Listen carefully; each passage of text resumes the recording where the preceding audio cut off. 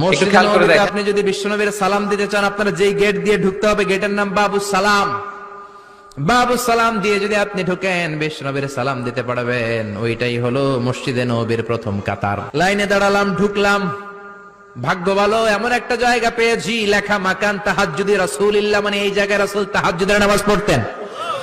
আল্লাহর শুকরিয়া আদায় করে 2 রাকাত সালাত পড়ে আবার প্রথম কাতারে ঢুকে গেলাম। এবার বিশ্বনবীর সালাম দেওয়ার পালা।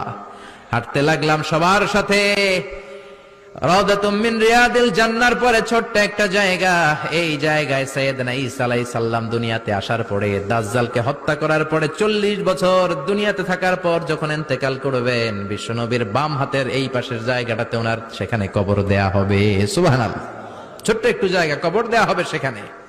হাঁটতে লাগলাম, এরপরে বিশ্বনবীর কবর, লেখা মুহাম্মদ রাসূলুল্লাহ সাল্লাল্লাহু।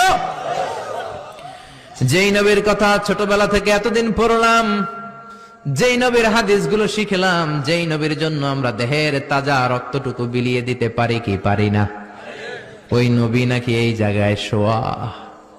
কোন উম্মত এই কথাটা চিন্তা করে ধৈর্য ধারণ করতে পারে?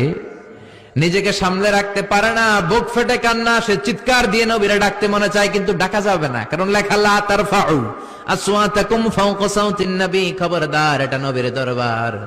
নবীর দরবারে উঁচু গলায় বড় গলায় কোনো চিল্লা ফাল্লা বা আওয়াজ করা যাবে? দাঁড় দাঁড় করে মানুষ চোখের পানি ছাড়ে, চিৎকার করে কাঁদতে পারে না। বিশ্বনবীরে চিৎকার করে ডাকতে মন চায়, ডাক দিতে পারে না, চোখের পানি ছাড়ে। আর বিশ্বনবীর সালাম দেয়, সামনের দিকে হাঁটে। বিশ্বনবীর কবরের পরে সাইয়েদনা আবু বকরের কবর, তারপরে সাইয়েদনা ওমরের কবর, তারপরে যেই দরজা দিয়ে বের হবেন দরজাটার নাম হলো বাবুল বাকিয়া। এই দরজা দিয়ে বের হলেই সামনে মাকবারাতুল বাকি, বিশ্বনবীর পারিবারিক কবরস্থান। চিল্লায় বলেন আল্লাহু আকবার।